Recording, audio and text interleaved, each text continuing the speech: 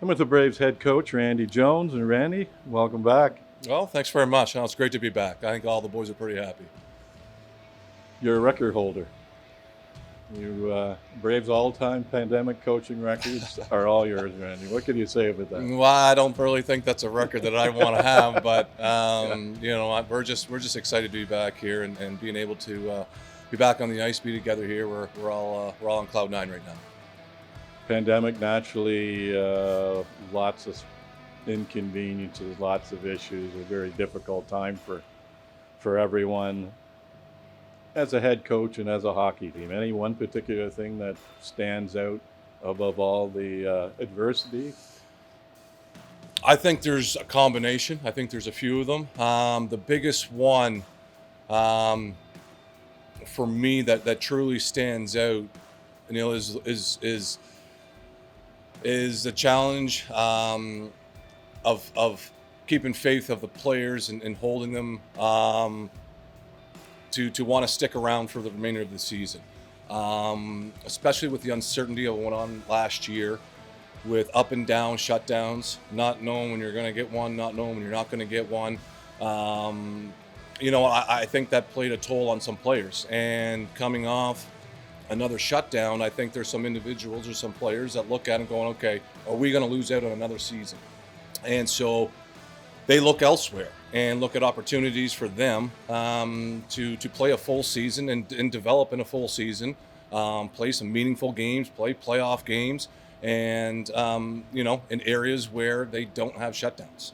And so it's challenging in those regards, to keep the boys interested and to keep the boys intact and truly understanding that we're trying to pursue something here and it's a championship.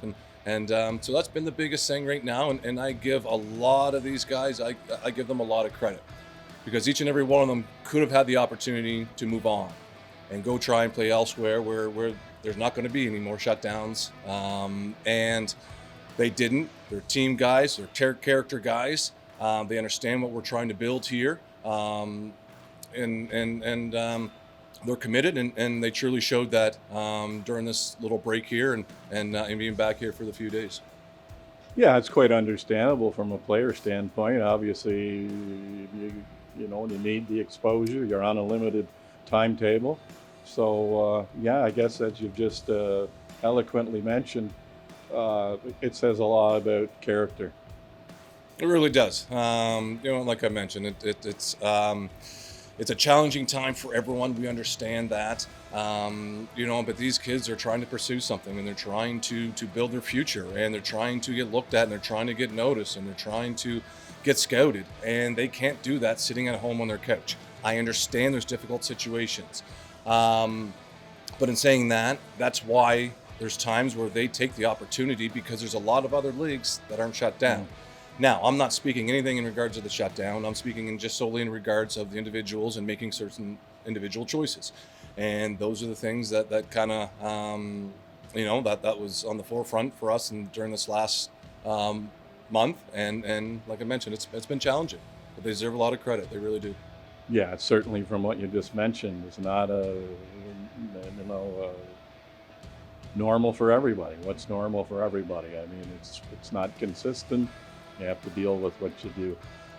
This is all about adversity. We talked about COVID being adversity, but the Braves season, far as no injuries are a part of the game, that's it. But you've lost key players for significant periods of time. Challenging.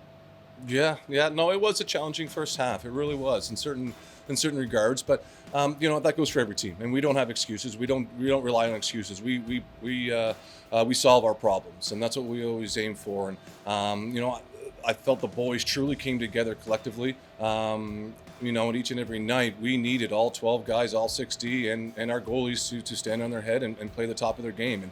And there's sometimes we had to scratch out some W's, but that's what it takes, especially when it comes to playoff time.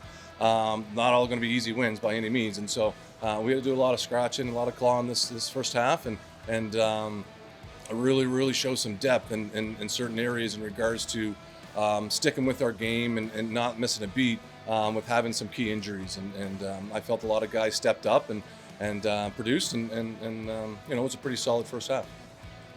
And despite all of that, you must be pretty happy with the team to date. I mean, 18 wins, third overall. Your home record, your away record are about the same.